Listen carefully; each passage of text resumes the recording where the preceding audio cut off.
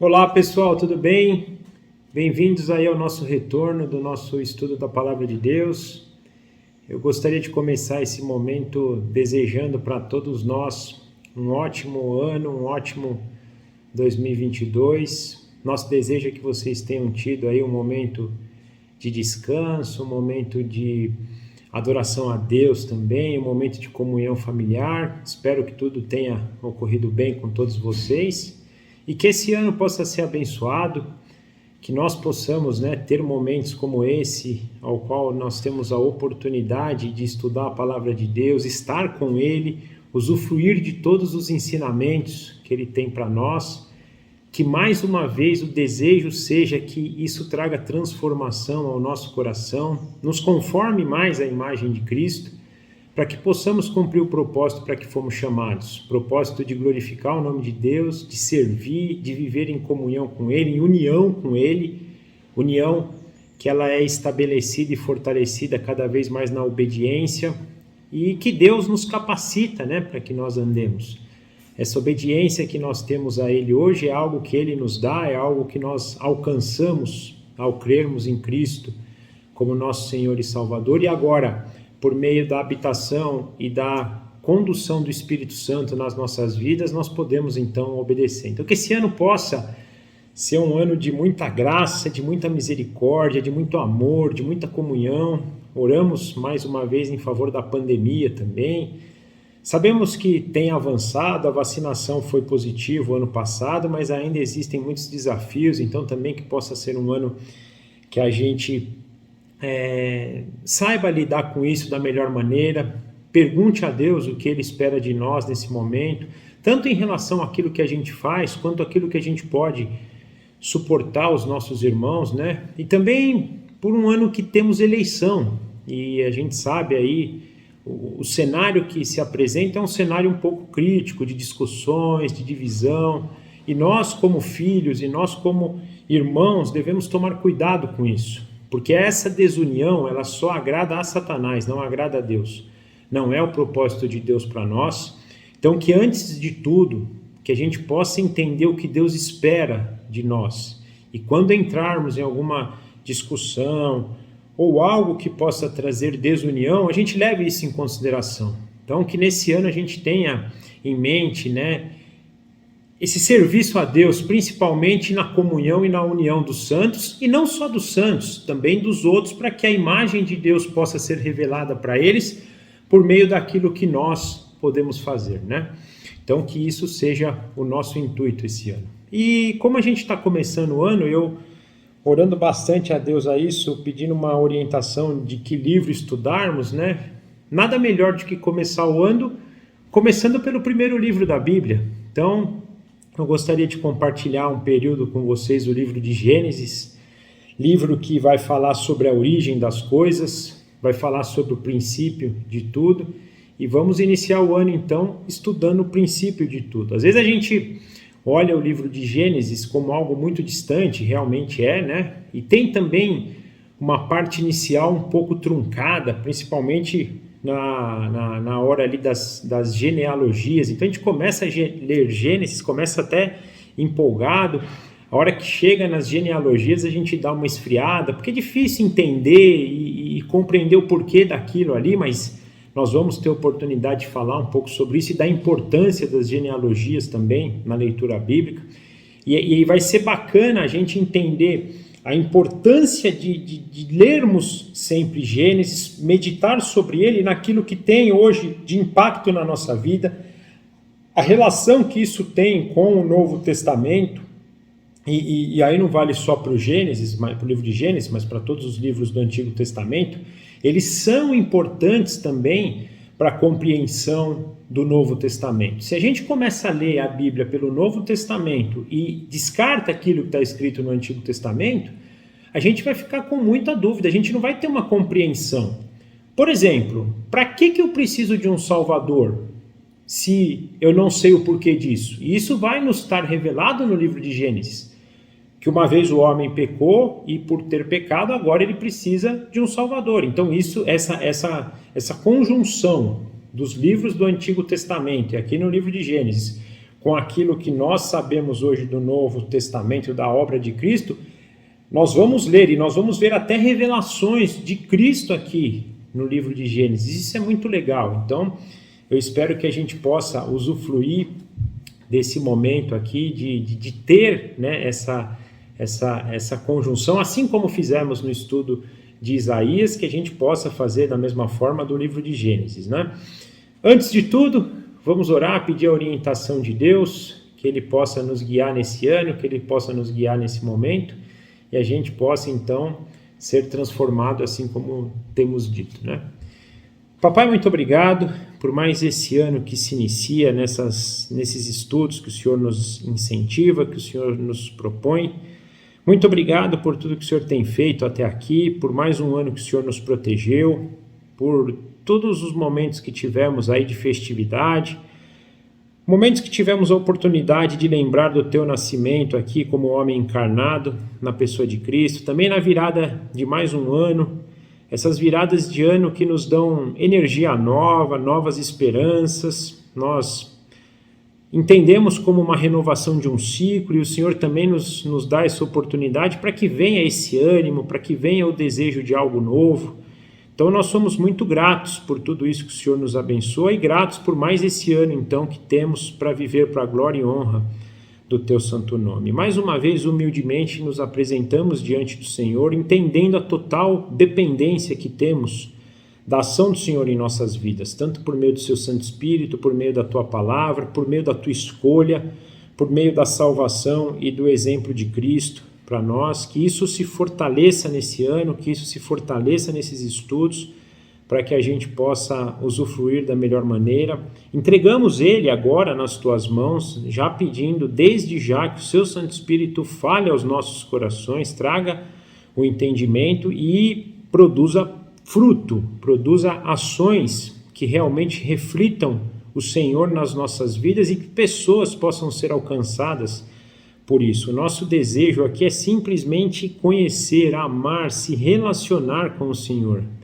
E o Senhor tem nos capacitado para isso, o Senhor tem nos incentivado para isso, e mais uma vez pedimos, e na verdade clamamos por mais e cada vez mais disso, para que a gente possa conhecer e viver para o Senhor. Então nos conduza nesse momento e que tudo isso possa glorificar o seu santo nome. É o que nós pedimos e agradecemos no nome santo do nosso Senhor Jesus Cristo. Amém.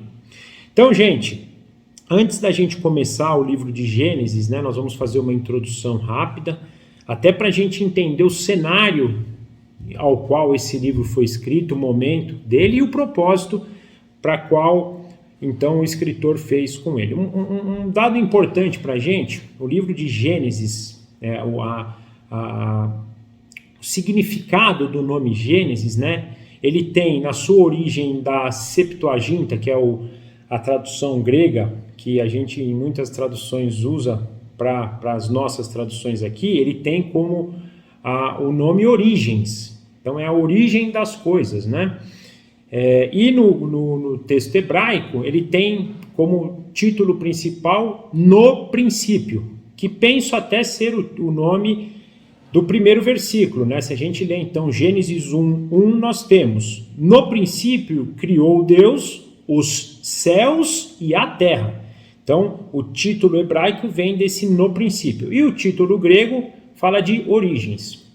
Penso que o título grego ele tem até uma interpretação mais ampla, porque nós vamos até discutir um pouquinho mais para frente sobre a origem de várias coisas, e nós vamos citar aqui o que o livro de Gênesis diz sobre origens. Então ele é mais ampla, mas o título hebraico ele também tem o propósito de indicar o ponto de partida. Nós vamos entender, e quem escreveu esse livro, né, as evidências são de que Moisés é o escritor, então é quase que unanimidade, sempre tem um ou outro que acaba levantando um ponto, discordando, mas é quase que unânime que o livro de Gênesis foi escrito por Moisés. Isso vem da própria citação, nós temos citações disso no Novo Testamento, no Velho Testamento, no Antigo Testamento. A cultura hebraica, né, hoje, se você for falar com um judeu ortodoxo, ele vai afirmar que isso é um escrito de de Moisés. Então, quem escreveu esse livro foi Moisés. E ele, na verdade, foi escrito, e aí é o dado interessante, muito tempo depois de No Princípio. Então, Moisés, ele surge na história do povo hebreu lá no meio do caminho. Então, para que ele possa até fazer uma introdução daquele momento que eles estavam vivendo, ele volta para o princípio das coisas. Então, peraí, nós estamos vivendo aqui, e ele escreveu esse livro depois do Êxodo, né, da saída do povo do Egito. Então, em dado momento ali, ele fala, nós estamos nesse momento ao qual estamos saindo do Egito, mas vamos voltar na história para contar essa história desde o princípio. Se a gente lê o livro de Êxodo, por exemplo, é o que eu estou dizendo, ele vai pegar nesse ponto da história que Israel, então, está vivendo essa saída do Egito. E ele escreve o livro de Gênesis antes para contar a história até ali, para eles entenderem até ali o que estava sendo, o que tinha sido vivido e o que estaria sendo passado ali para eles, né? Lembrando que quando eles saem do Egito, é uma geração, é um povo que já está ali no Egito há 400 anos e que estava muito contaminada pela cultura egípcia, principalmente na cultura politeísta, que é uma cultura de muitos deuses, eles tinham vários deuses. E o papel aqui, então, de Moisés, tanto no livro de Gênesis quanto nos outros livros que ele vai escrever, é de fortalecer o conceito do único Deus, o Deus de Israel. E é o único, né? E o importante de tudo isso, que quando eles saem do Êxodo, antes até deles conhecerem essa história, não que eles já não conhecessem, né? Tem a tradição que vinha sendo contada para eles, eles tinham isso de forma, penso que mais vaga, e aqui Moisés, pela orientação divina e até da tradição que ele ouvia, ele sintetiza do princípio até onde eles estão vivendo de forma mais clara, para enraizar isso no povo, e também não só para aquele povo que estava vivendo o Êxodo, mas para gerações futuras que tomariam posse da terra prometida, para que eles se consolidassem nesse único Deus, o Deus criador de todas as coisas, o Deus que escolheu eles para ser sua nação, e para que eles pudessem então usufruir do convívio com esse único Deus. Então o propósito vai ser muito disso, e é interessante então que quando Moisés escreve isso para eles já vão estar com evidências muito claras de que existe só um único Deus, e o Deus verdadeiro é o Deus deles. Por quê? E olha como Deus é maravilhoso, né? Ele espera então toda a realização da obra no Egito, e a obra do Egito, ela é uma obra maravilhosa, porque Deus, então eles vinham sendo criados nessa cultura politeísta, então o Nilo era um rio para eles, o sol todas aquelas pragas do Egito que Deus destruiu uma por uma, era um Deus deles que Deus destruía, para Deus mostrar, não existe outros deuses, são tudo criaturas que a hora que eu quero, eles se submetem a mim. Então Deus trabalhou isso no coração dos israelitas, mostrando, tá vendo esses monte de deuses aí que eles dizem que existem? Não são nada, são criaturas ou criações humanas que eu, o único Deus, elas se submetem a mim, eu estou sobre elas. Então eles passaram por isso, e lembra que eles, além das 10 pragas, que representava ali o domínio do único Deus, o Deus de Israel sobre esses 10 deuses, as 10 pragas que Deus mandou sobre os 10 deuses do Egito, tem um último ainda, que é a libertação lá no Mar Vermelho, onde Deus abre o mar, e aí a gente fala, né, das 10 pragas como os 10 deuses, mas eu acho que a 11ª, entre aspas, praga é mais crítica ainda, porque ali Deus destrói a força humana, né? Quando ele abre quando abre o Mar Vermelho para que Israel passe no meio e destrói o exército egípcio, ele está falando aquele poder que o homem acredita que ele tem, na sua força, na sua guerra, não existe para Deus também. E a gente, às vezes, a gente cria muitos deuses, a gente segue muitos deuses, mas o pior deles, gente, é o nosso coração. É quando a gente entende que nós temos força para fazer as coisas, que nós temos força para vencer, para caminhar sozinhos, e Deus está destruindo ali, fala, não, A dependência de vocês é minha. Se vocês não viverem dependentes de mim, vocês vão falhar. Em dado momento, vocês vão ser vencidos. Então ali, Deus mostra para eles tudo isso, para aí depois mostrar, então, desde o princípio, como Deus agiu na história até chegar naquele momento do Êxodo. Então isso é importante a gente sempre ter em mente, que é o primeiro propósito pelo qual o livro de Gênesis foi escrito. Vai servir para a gente também, serviu para a nação de Israel que tomou posse da terra prometida, mas o primeiro propósito era aquele lá, de mostrar para aquele povo, então, e fortalecer o conceito de que há um único Deus, um único Criador, um único sustentador, um único fôlego de vida, que deu o fôlego de vida para o homem, que é esse Deus, o Deus de Abraão, o Deus de Isaac e o Deus de Jacó. Nós vamos terminar o livro de Gênesis olhando para isso, que hoje é o nosso Deus, o Deus de Jesus Cristo, Deus ao qual, desde o capítulo 3 de Gênesis, já promete que mandaria aquele que nos libertaria da escravidão. Escravidão que por erro humano entrou no mundo e fez agora com que nos tornássemos escravos, então, né, desse domínio do mal, domínio de Satanás, domínio desse mundo caído. Não o mundo como criação, que nós vamos ver que é uma criação perfeita, exceto porque o homem amaldiçoa ela. A natureza hoje ela só não é perfeita plenamente, porque infelizmente uma das consequências do pecado é que nós amaldiçoamos ela. Amaldiçoamos lá atrás e continuamos amaldiçoando todos os dias ela, com a nossa corrupção, por meio de extração da terra, uma extração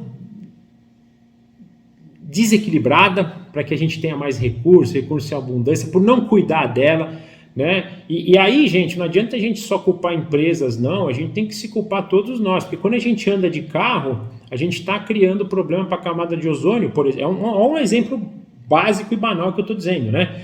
Nós hoje amaldiçoamos a terra quando andamos de carro.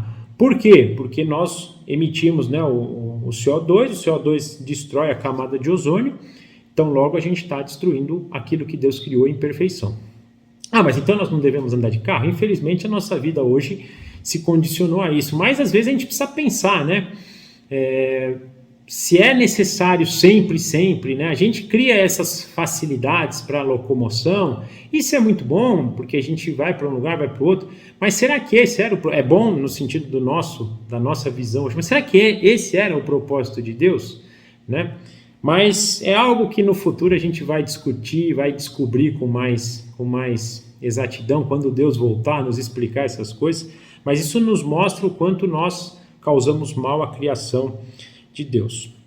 Voltando aqui para o aspecto de Gênesis, a gente percebe então, eu falei no início, né, da importância da gente estudar o livro de Gênesis, porque tudo isso que a gente vive hoje e o que foi escrito no Novo Testamento tem conexão com o Antigo Testamento e conexão com o livro de Gênesis. O livro de Gênesis, inclusive, ele possui 35 citações no Novo Testamento, então a gente vai encontrar lá nos livros do Novo Testamento 35 citações do livro de Gênesis, mostrando então que é importante a gente entender um pouquinho, né, do que está sendo dito aqui, do que está nos sendo apresentados. Como eu disse, o motivo principal era dar então para aquela nação que estava sendo retirada da escravidão no Egito, caminhando para a posse da terra prometida, o fortalecimento desse Deus, o único Deus, o Deus deles, o Deus que escolheu a eles, escolheu a Israel para ser seu povo, arraigasse isso no coração deles, e é um propósito também que vai nos alicerçar hoje, porque da mesma forma que Israel foi escolhido, e nós vamos ler isso durante o nosso estudo do livro de Gênesis, nós hoje fomos escolhidos por este Deus aqui, pelo mesmo Deus, aquele Deus que no princípio criou céus e terra, é o Deus que hoje está no nosso quarto, quando a gente fecha a porta, vai fazer a nossa devocional e ele fala com a gente, é o mesmo. Então, essas implicações do livro de Gênesis para aquele povo de Israel, para todo o povo de Israel do Antigo Testamento, também vale para nós hoje, e é importantíssimo a gente ter esse entendimento. Uma coisa importante que a gente vai entender no estudo do livro de Gênesis, e isso na verdade a gente vai entender durante toda a leitura bíblica, é a gente pensar na forma ao qual a gente vai interpretar o texto, né? E a gente tem tido aí algumas diferentes formas, então, de perceber para esses textos aqui como a gente interpreta. Por exemplo, se a gente leva isso de forma literal, ou seja, no primeiro dia Deus criou isso, no segundo dia, então isso como um dia de 24 horas, como um período. Então quando fala que que Adão viveu 900 e poucos anos, realmente são 900 anos verdadeiros, é uma tipologia para falar que foi muito tempo, ou a medida de tempo era diferente naquela época, ou seja, 900 anos não é a mesma coisa que 900 anos hoje. Então vai ter essa diferenciação, às vezes, nas pesquisas que a gente for desenvolver. Então, se a gente for estudar o livro de Gênesis pesquisando várias fontes, a gente vai perceber que vão ter essas formas literárias. Nós vamos trabalhar aqui uma forma literal. E eu, Fabrício, creio nessa forma literal. Um dia é um dia, 900 anos são 900 anos, Deus falou que criou assim, não é, mas demorou lá, por exemplo, esse primeiro dia, quando disse Deus criou os céus e a terra, isso é um período, na verdade não é um dia, é um período de X anos, eu levo em consideração que é um dia e ponto. Até porque a gente tem a menção do Sol e da Lua, e hoje nós temos esse marcador de tempo, né? Então, o que é um dia de 24 horas para a gente? A aparição do Sol, a aparição da Lua. Então, eu acho que a gente vai sempre estar direcionado para isso, mas eu estou só apresentando para vocês o que nós vamos estudar aqui para frente. E é importante eu citar isso para vocês, porque se vocês forem pesquisar na internet, vocês vão ver formas diferentes. Então, por isso que é importante a gente sempre determinar a linha que a gente segue. Eu, mais uma vez, penso aqui numa linha literal, né? Até porque isso também vai se basear em várias passagens durante todas as escrituras, né? Se a gente leva isso de forma literal ou de forma mais abstrata, de forma mais simbólica. Logicamente que tem livros que são simbólicos ou tem passagens simbólicas, tem livros que vão misturar algo literal com algo simbólico. Não é também que a gente vai interpretar desde o primeiro capítulo até o último da Bíblia 100% literal. Eu vou olhar para Apocalipse e vou pensar que quando ele fala um dragão, é um dragão e não um arquetipo de um dragão. Então, naturalmente vai ter passagens, né? Jesus falava muito em parábolas, por exemplo, que ele nos dá também essa indicação que muitas vezes a gente vai ter que ter uma interpretação um pouco mais alegórica, que a gente chama, né? Uma forma mais simbólica, não é uma simbologia e não uma história prática, mas penso que aqui é histórico, aqui é literal, aqui são coisas, né, que a gente vai entender como sendo realmente acontecidos, e num dia, né, no princípio criou Deus os céus e a terra. No primeiro dia ele viu que a terra estava sem forma e vazia, que havia trevas sobre a face do abismo, e o Espírito de Deus pairava, né, sobre as águas. Então ele disse: haja luz, e houve luz. E viu Deus que a luz era boa, e fez a separação entre a luz e as trevas, e chamou Deus a luz de dia e as trevas de noite. Houve tarde e manhã e o primeiro dia. Então, o primeiro dia, ponto, num tempo de 24 horas, porque houve sol, houve lua, houve trevas, houve luz, e se formou o dia, 24 horas. Então, esse vai ser um pouco a nossa direção para nosso estudo aqui.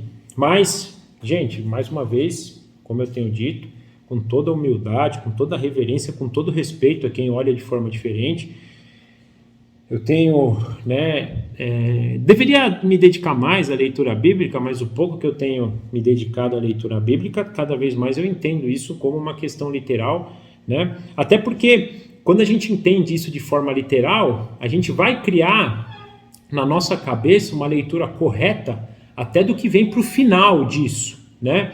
Se a gente imagina o Jardim do Éden como algo não literal, como é que eu vou entender a Nova Jerusalém como algo não literal? Aí também fica algo abstrato. Então, na minha cabeça, às vezes não fecha essa conta.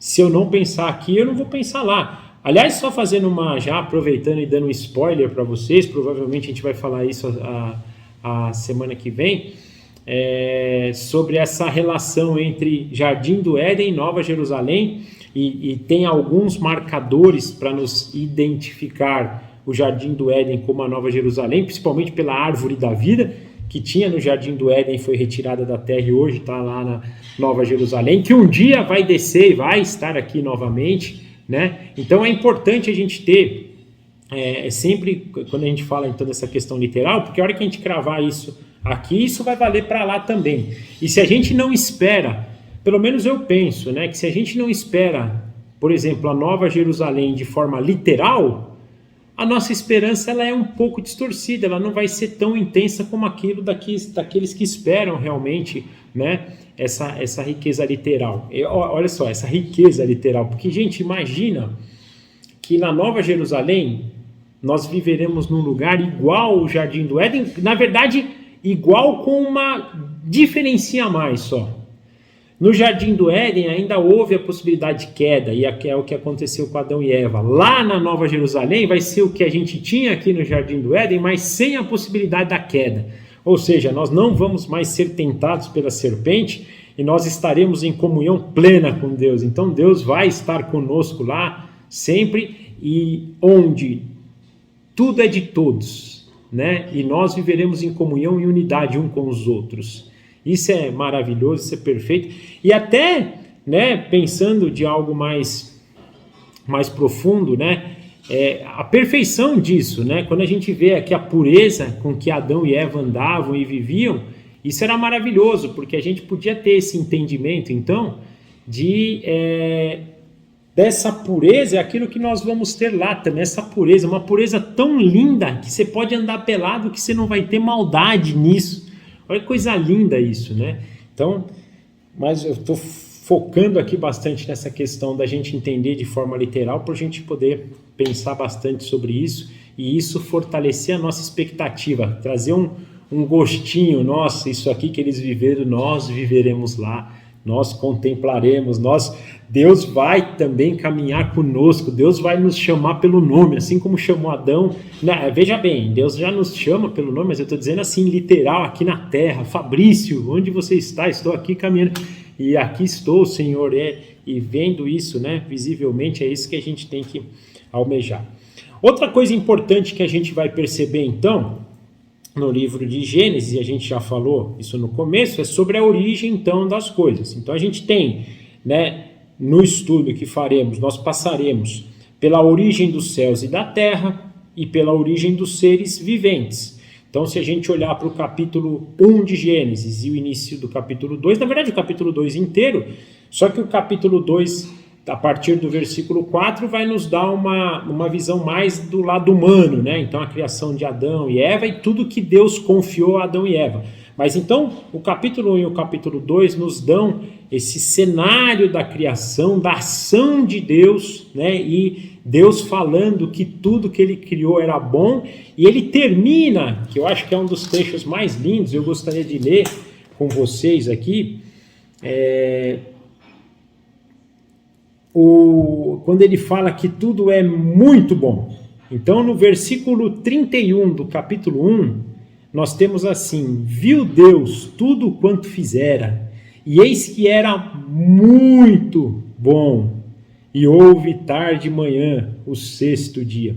Então, uma criação perfeita, uma criação pura. Nós vamos ver isso no capítulo 2, o quão de pureza, uma criação sem o caos que existe hoje, né? O homem, ele podia usufruir de tudo. O homem tinha uma coisa só que ele não podia fazer, que era comer da bendita árvore do conhecimento do bem e do mal. Todo o restante estava disponível para ele, era perfeito. Ele tinha a abundância da terra. Essa dificuldade que nós temos hoje de lavrar a terra, ela vem do pecado. Na verdade, eu já vi algumas mensagens sobre isso. É até mais legal a gente pensar que até a queda, o homem, ele cuidava, ele cultivava o jardim. Na verdade, ele cuidava do jardim do Éden como se fosse uma pessoa que cuida de um jardim, né?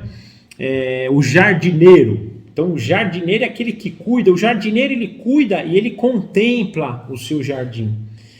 E era o que a gente tinha. E a terra, por outro lado, nos dava aquilo que nós precisávamos para o nosso sustento. E penso aqui que, na verdade, até por a gente saber que o homem e a mulher andavam nus, a perfeição era tão grande que a temperatura era ideal, nós tínhamos proteção contra tudo, né? Esses dias eu fui viajar, fui para um lugar que tinha muito borrachudo, né? Tinha que passar repelente toda hora, né? Se ficasse alguma parte do corpo descoberto, tinha que passar repelente, senão lá não, lá você vivia, né? Você podia dormir sem ter uma casa, porque os animais do campo, eles não trariam mal para você, não corriam risco de vir um leão e te matar, uma cobra e te picar. Você podia dormir ao relento. Eu até tenho a imagem na minha cabeça que, até porque quando os profetas Isaías, Jeremias descrevem, né, o reino vindouro, o Éden era parecido, aonde é capaz de eu estar dormindo, o leão vinha perto de mim e se deitava do meu lado, como o nosso cachorro de estimação, por exemplo, mostrando essa perfeição, essa condição. Eu estava até, quando eu estava preparando esse estudo, meditando como é que deveria ser, me veio uma imagem na cabeça, assim, bem bacana. Imagina assim, a terra do tamanho que ela é hoje, e eu quero ir para Jerusalém. Eu imagino que não teria avião, não teria nada, eu teria que fazer uma caminhada de muitos meses, talvez de anos até para chegar lá.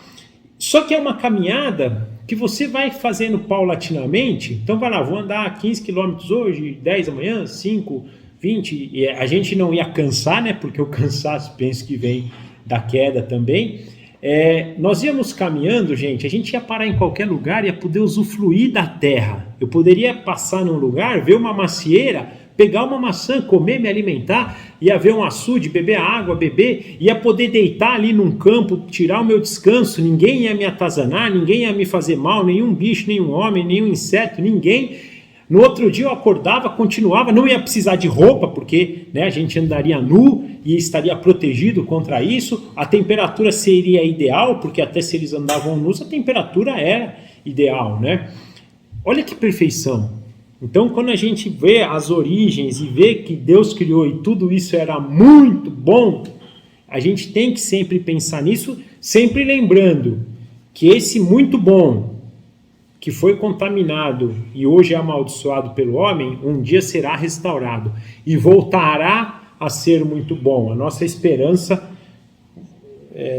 voltando à nossa esperança e sendo direcionada para isso também. Depois nós vamos perceber a origem do pecado, a origem da queda.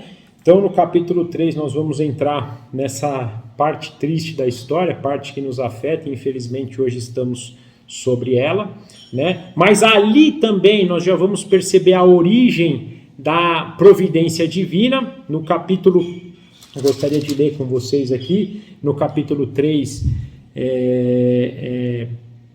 de Gênesis, né? Então no capítulo 3, versículo 14, Deus já nos dá a indicação, né?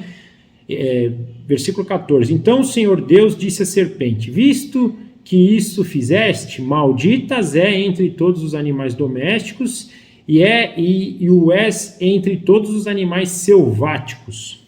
Rastejarás sobre o teu ventre e comerás o pó todos os dias de tua vida. Porém, versículo 15, porém inimizade entre ti e a mulher e entre a tua descendência e o descendente. Este te ferirá a cabeça e tu lhe ferirás o calcanhar. Então aqui é o que os estudiosos, os teólogos chamam de proto-evangelho, quer dizer, a primeira, a apresentação do evangelho para nós, a apresentação da providência divina para corrigir aquilo que o homem tinha feito de errado. Lembra que a gente está vendo aqui a queda versículos antes, e Deus já mostrando, vocês erraram, mas eu vou mandar alguém para ferir a cabeça desse que levou vocês ao engano e vou trazer vocês de volta para aquilo que vocês foram criados, o proto-evangelho.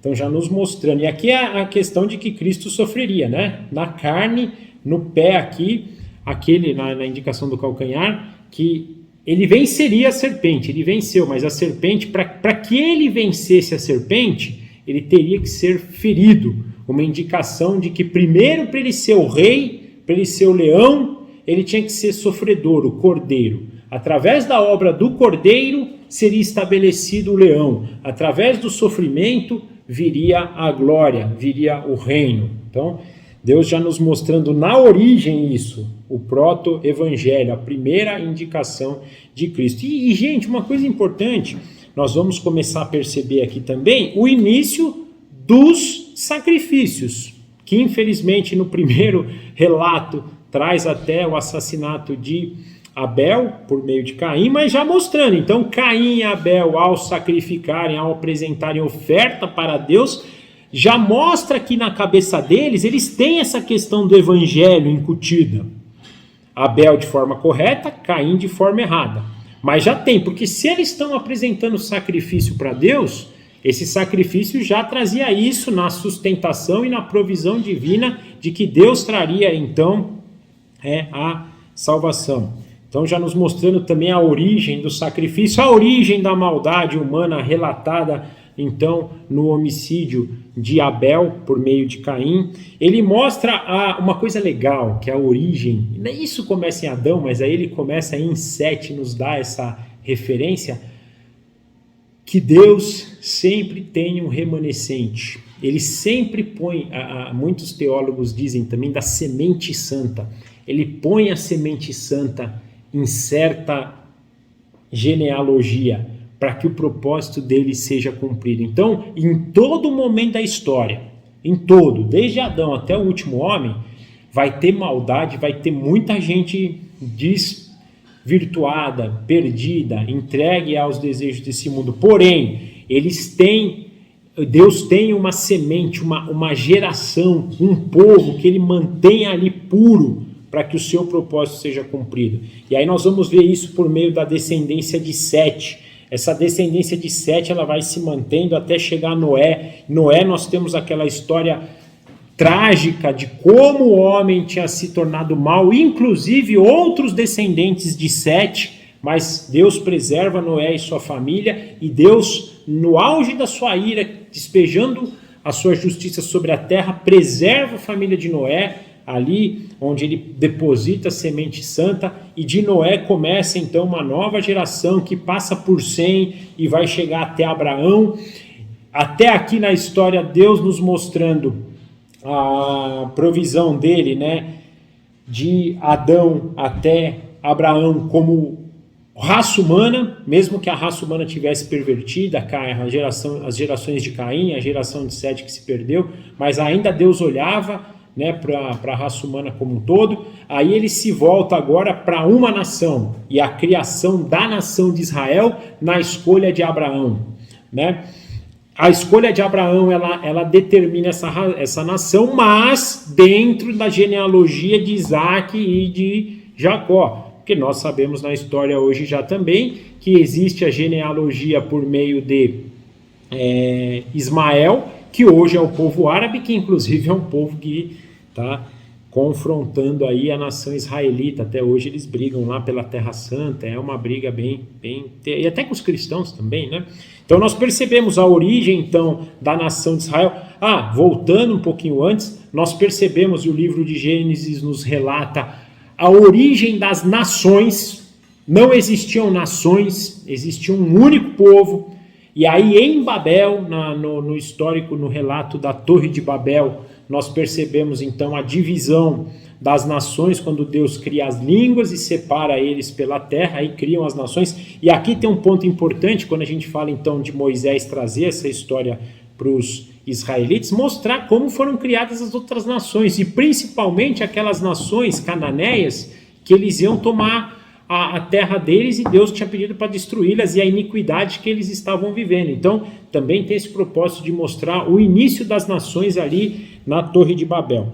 E aí nós passamos então na descendência de Abraão a entender a história e a escolha do povo. Então o livro de Gênesis vai nos falar da história de Abraão, vai nos contar da história de Isaac, vai nos contar da história de Jacó, vai nos contar um pouco da história dos filhos, e focando também na história de José, que é aquele que Deus envia para que sustentasse o povo no momento de dificuldade, e a história do povo chegar até o Egito, passa então pela história de José, do que os irmãos dele fazem com ele, de como ele chega até o Egito, que é o ponto de onde eles estão saindo no livro de Êxodo, né? Então, para chegar até esse ponto do Êxodo que eles estavam. Então, o livro de Gênesis vai nos mostrar toda essa caminhada, a origem de todas essas coisas até a gente chegar no ponto que eles estavam na história. E por fim, nós vamos ver também algo maravilhoso, e a gente vai investir bastante tempo nesses estudos, nas promessas eternas que nós temos. Tem outras promessas, mas eu gostaria de pensar mais nas promessas eternas que Deus tem, que Deus fez lá no livro de Gênesis, né? A primeira delas nós conversamos, que é essa promessa aqui de Gênesis 3,15, na qual ele mandaria o descendente da mulher, que era o seu próprio filho, que nasceria então da mulher, da descendência de Eva, para ferir, para pisar na cabeça de Satanás e ferir e vencer e devolver o estado original do homem por meio da sua descendência.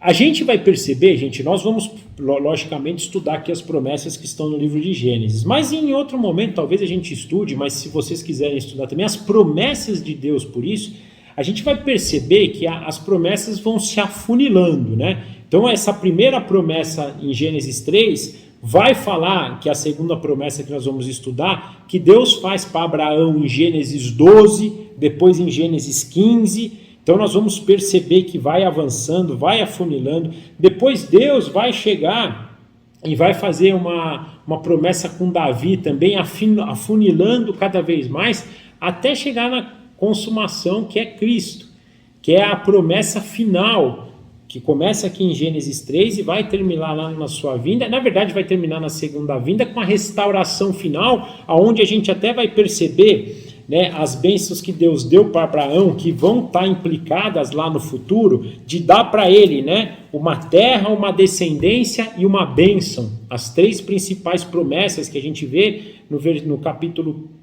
12 de Gênesis, no capítulo 15 de Gênesis, que estão implicadas para nós, né? Por meio de Abraão, todas as nações da terra serão abençoadas. Por meio do quê? Do descendente de Cristo. Como é que as nações da terra hoje são abençoadas? São abençoadas por meio da salvação em Cristo, que na verdade não só nós, como eles também, todos esses que viveram antes da vinda de Cristo também são abençoados por isso. Então essa é a bênção maior, a bênção que hoje nós temos, o livramento daquilo que veio sobre nós em Gênesis 3, na queda, é o oposto. Se nesse Adão aqui houve falha, naquele último Adão, que é como a gente também, é uma das formas que a gente menciona de Cristo, o último Adão, o Adão perfeito, o representante fiel, justo, obediente até a morte de cruz, o Adão que nos dá a vida novamente, é essa volta, né? É essa bênção maior de voltar para aquele estado inicial de Gênesis 1, 2. Na verdade, avançar para um estado até igual esse, só que sem a chance da gente pecar como Adão e Eva tiveram. Então, as promessas vão nos indicar, e a gente vai discutir bastante isso quando a gente estudar esses capítulos de Gênesis, né? As promessas que Deus faz para Abraão de um descendente. Aqui, na verdade, está linkado a Isaac, mais apontando para Cristo, né? Da sua descendência, na verdade, e tem a descendência por meio de Isaac, mas terminando na descendência completa, né? Que ele até fala, olha aí para as estrelas, né? Para as areias, para as estrelas, vai ser tão numerosa a tua descendência. E hoje, gente, uma coisa importante, nós somos filhos de Abraão também. Por quê? Da mesma forma que com Deus Pai nós somos filhos por meio de Cristo somos descendências de Abraão, né? Somos descendentes, fazemos parte dessa descendência de Abraão, porque é por meio de Cristo agora nós temos essa ligação com o povo de Deus. Nós vamos possuir uma terra também. Tá, aqui uma coisa importante, existe realmente uma discussão sobre isso, sobre a abrangência, até por exemplo sobre a terra. Tem umas linhas, aqui vai ter bastante coisa se a gente for procurar na internet que vão ter implicações diferentes, né? Se essa terra já foi dada lá atrás, se vai ser uma terra que vai ser dada no milênio, ou uma terra no futuro, e daí por diante. isso vai ter muita confusão, mas eu penso aqui que mais importante, se foi dado vai ter de novo, se não vai ter, o que importa é o seguinte, nós vamos estar novamente num lugar conforme descrito em Gênesis 1:2, um lugar onde Deus vai nos visitar, um lugar onde é perfeito, um lugar onde tudo é de todos. Quando eu falo até de terra, é mais uma vez como eu digo, Deus deu a terra para o homem cultivar e cuidar dela, e o homem, quando ele cumpre o propósito de Deus, assim como Cristo cumpriu, ele não está pensando nele, ele está pensando no seu próximo. Então, naquele exemplo que eu dei, por exemplo, da viagem, que se a gente for fazer uma viagem, quando eu chegar num lugar que não é a minha casa, as pessoas vão cuidar de mim lá. Porque esse é o propósito de um filho de Deus. E esse vai ser o nosso propósito lá, porque nós vamos estar restaurados. Então, por mais que você fale assim, então Deus vai... E aí tem, quando a gente pensa literalmente, vai ter uma nova Jerusalém, um monte Sião, onde Jesus vai estar, e lá é dos judeus. Que importância faz isso para mim? Porque a hora que eu chegar lá, eu vou ser tratado como um filho. Um judeu que lá estiver vivendo, e se lá estiver, eu até creio nisso, mas eu estou falando daqueles que já acreditam de outra forma, de forma mais alegórica, mas se a gente chegar lá e for encontrar, a hora que a gente entrar na cidade, a gente vai ser muito bem recebido.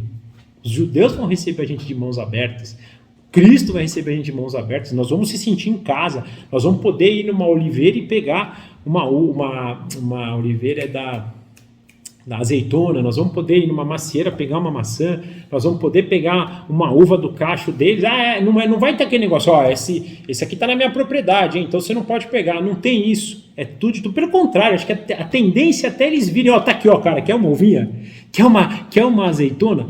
Vai ter esse prazer em dar, em cuidar um do outro. Então, essa restauração, essa terra, essa bênção, essa descendência vai estar linkado a esse estado eterno perfeito, que nós viveremos com Deus e com os irmãos num lugar perfeito.